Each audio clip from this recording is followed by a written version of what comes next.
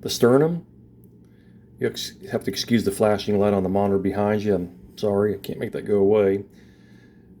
But on the sternum, you have the manubrium, which is the superior portion. You have the body. Then down here, you have the xiphoid process.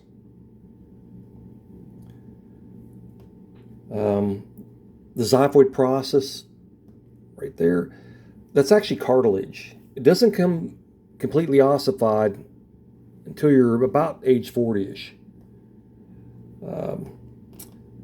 You do have the jugular notch up here, that groove, or the notch. It's actually a notch. The jugular notch is actually an important anatomical landmark. It's in line with the vertebral discs, or in line with the intervertebral discs of tooth T2 and T3. It's also where the left common carotid artery branches from the aorta. So the jugular notch is used as an important anatomical landmark.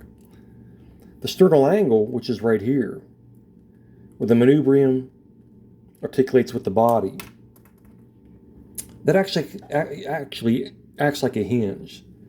When you're breathing, it does function as a hinge. It is in line with the intervertebral discs of T4 and T5. Also, that's an important anatomical landmark where physicians will listen to heart sounds of certain heart valves. So your sternal angle, your jugular notch, two very important anatomical landmarks on the sternum. You have the clavicular notches up here.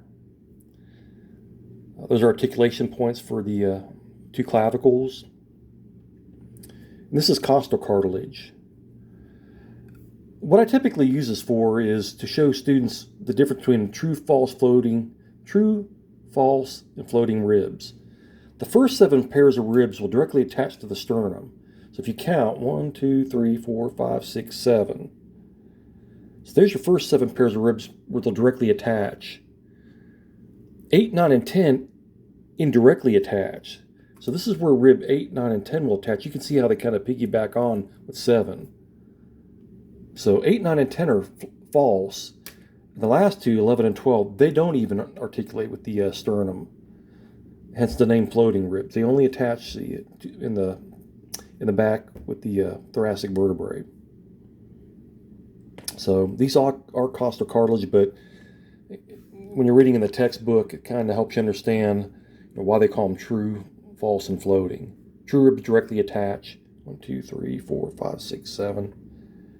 8, 9, and 10, you can see they indirectly attach to the sternum.